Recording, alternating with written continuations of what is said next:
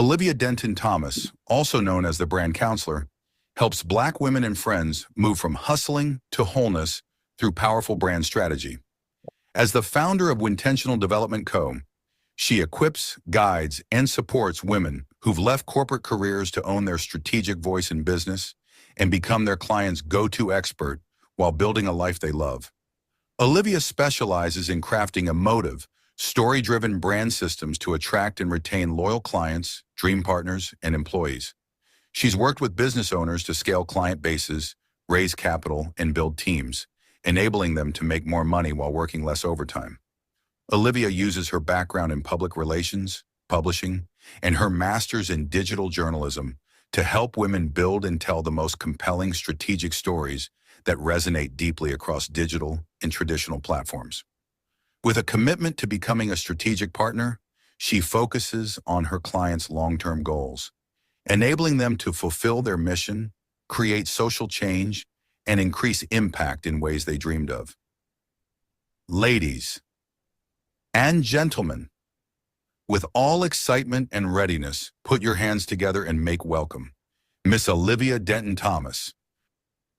All right, please let's make welcome Olivia all the way from the US. Olivia, good to have you. Good. It's so good to see you.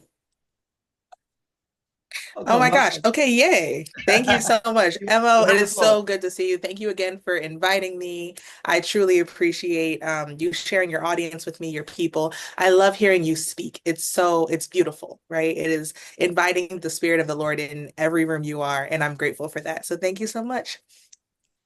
Hi, everybody. I'm Olivia Denton Thomas, the brand counselor.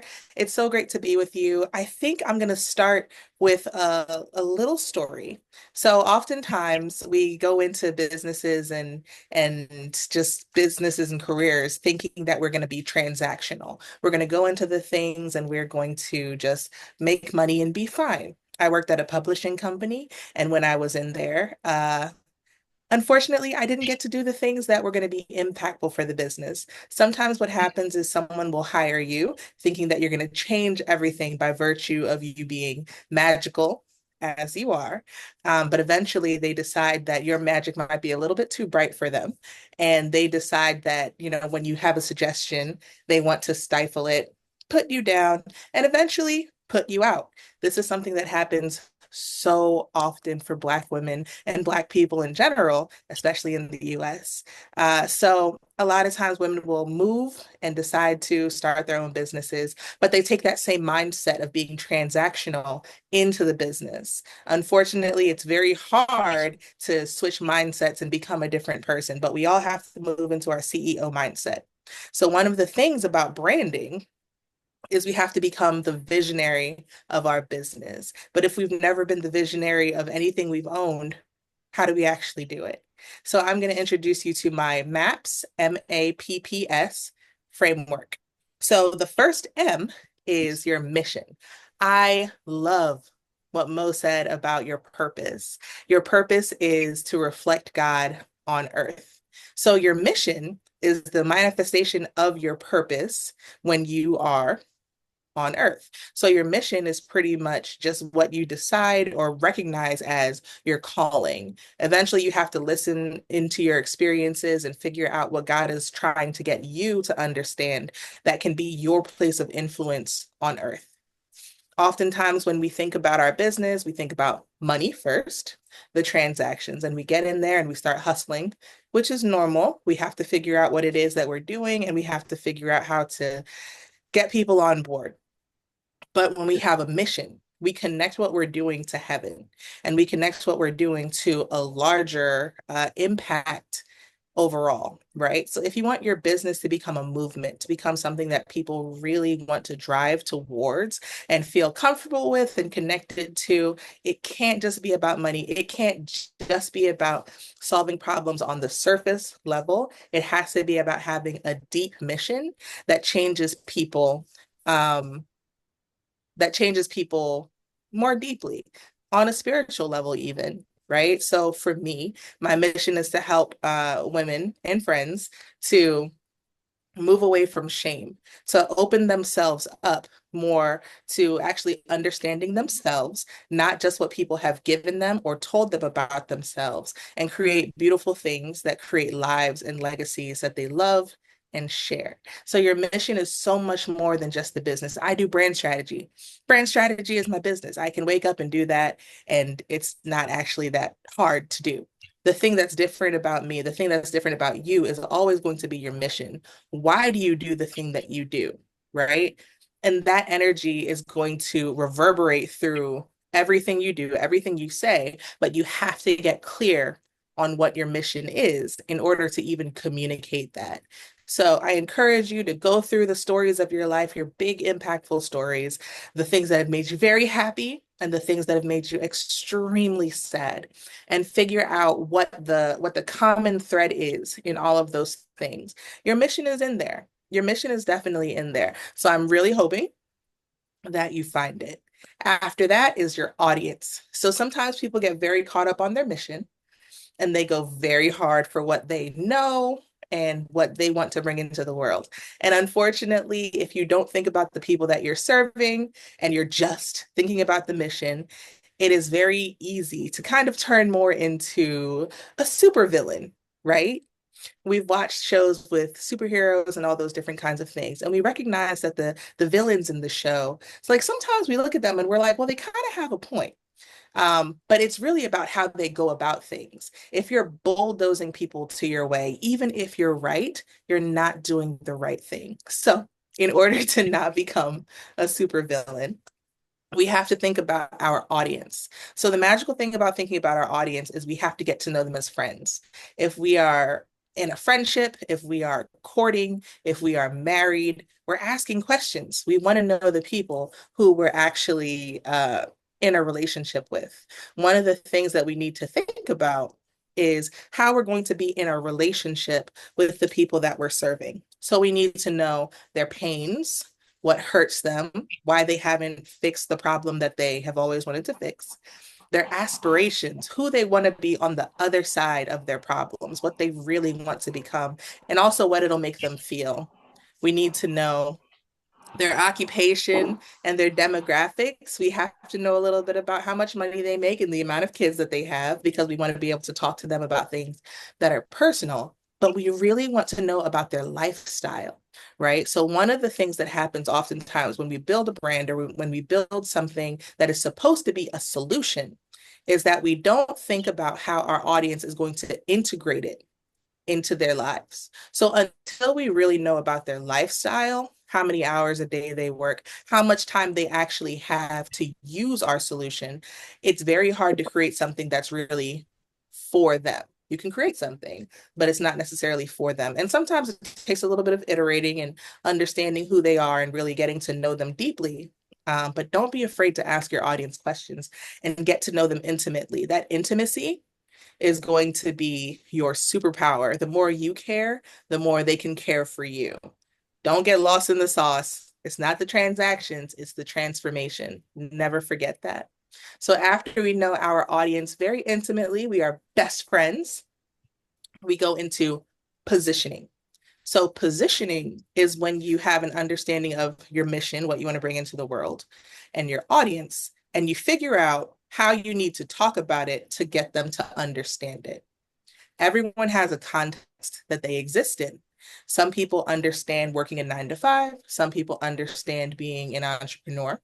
Some people have an understanding of being a mom at the end of the day or a dad. And some people have an understanding of being single and just being able to, do whatever they need. They have different jobs that they're trying to accomplish, right? So when we know more about what they're trying to accomplish and how they think about things, we use the words that they would use in regards to our product or service to help them to understand how it's going to be good for them. So, for instance, again, I work with Black women and friends. So, for Black women and friends, if I say I do brand strategy, it doesn't really sound like anything to them. Now, a lot of Black women are investing in therapy and wellness, right? So, one of the ways that I talk to them about branding is I say, hey, This is a wellness practice for your business. So I'm the brand counselor. I'm helping you to bring your whole self into the business so that you can be your whole self out in the world and be fulfilled while also fulfilling the needs of others, right? That's something that people can hear and understand differently than, oh, I do brand strategy. Absolutely different. So think about the way you're positioning yourself. Think about who your competitors are, what they're saying. Think about what makes you actually different from them. Think about ways that you might even be able to collaborate with them, right? And use that for your positioning. And next up after that is presence. So after you have your messaging together, I know sometimes we like to get caught in the planning stage. It's easy to start planning. It's easy to say this is what you're going to do. And a fun fact about the brain is that the more that you talk about something instead of doing it, the more your brain actually thinks that you've accomplished it, right? Your brain can't really tell the difference. It just knows that this thing keeps coming up. And if you're talking about it, man, it must have happened. So you can't really talk about it as much as, we tend to do. You have to get out there and make your presence known. So you have to figure out where your audience lives and has fun and does things, and you have to show up there. You have to figure out how they take in information, and you have to show up there, right? You have to decide what you're going to look like, what you're going to sound like, and you have to show up. The thing that is often keeping a lot of people from the business success that they really want is not showing up. If you don't have a presence, you don't get to actually grow or change. One of the things that's really important about showing up is you get to learn the flaws in your plan. Every single plan has flaws. When you're looking at it on paper, of course, it looks perfect. It's beautiful. It is your business, baby, and that's wonderful. But you want to know the gaps so that you can better serve the people who you're actually here to do something for, help them get to their aspirations. So you have to make your presence abundantly known, and you have to be a little bit courageous in order to actually do it. You have to show up daily, you have to show up early, you have to show up often so people really get to know who you are. And lastly, it's self-care. So I see self-care as a branding practice. What happens in your brain and your body when you are in a state of hypervigilance, or when your body thinks there's danger around, is that your body turns you into the most instinctive version of yourself, right? Animals have instinct and humans have choice, right? If you jump in a room, a cat's going to run away. And that's really just it. Now, as a person, you might feel the fear, but then you have the choice to choose to calm down and actually engage whatever scared you so you can see whether or not it was actually worth being afraid of. For so many of us, because we don't actually take care of ourselves, we never really have that chance to go from instinct to intentionality. We want to be intentional about everything we do, but if we never care for ourselves, then how do we do that? So for care, I have 4 parts. The first one is, oops, I don't know why I completely lost it all of a sudden. Excuse me. The first one is energy. So in energy, we have to think of our spiritual life. We have to think about our nutrition, our emotion, and our community.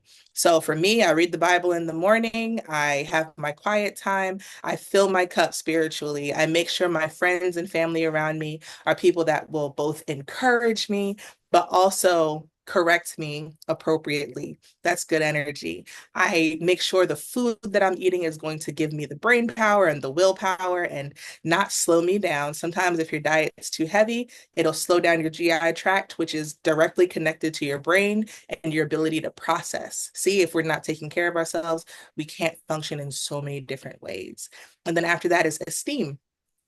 When we know our mission, we can see different ways to make it a part of our day and a part of our lives. And that builds us up. The more we lean into God's calling for our lives, and the more we can see the fulfillment of that, the more we can figure out who God has called us to be, the more our esteem is actually built up. So let's make sure that we're going out there, we're enjoying ourselves in the way that God has us to, and that we're being fulfilled with the mission that we are understanding He has given us. So, this could honestly be the way you dress, right? The way you express yourself, the way you the way you show up in the world. So for me, one of the things with esteem is I love colors, right? One of the things for professionalism is showing up in dark colors and making your outfits very like a specific silhouette. That doesn't make me happy. That is not something that is going to give me energy. So as far as my esteem goes, it's important to me to show up in the colors that make me show up in the ways that I know God has made me to. After that is expression. I think a lot of the time we're so afraid to actually say the truth, right?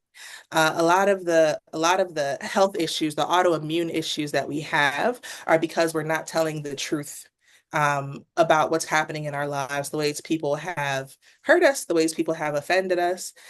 We're also not really expressing what we really think, what we really feel, right? We're hiding ourselves very often because we have a fear of being perceived. Many of us do, where this idea of not showing up perfectly will keep you back and held and imprisoned. You're not called to be perfect. You're never called to be perfect. You're called to be in progress and put that progress in the hands of the master. That's what it's all about. So make sure that you are expressing, obviously, if you have the energy right and you have your spirit together, your expression shouldn't be too crazy. Let's make sure we're expressing in a way that is honoring the Lord as well. And lastly is experience. So a lot of the time when we hear about self-care, we see people speaking about commercialism. They're having indulgences, they're eating their favorite candies or their favorite foods, and that's supposed to be self-care. Well, for the moment, it might feel like care because you're kind of releasing dopamine in your brain, or oxytocin, right? So you're either happy or you're feeling loved. But those things don't actually last, and that's not really long-term care.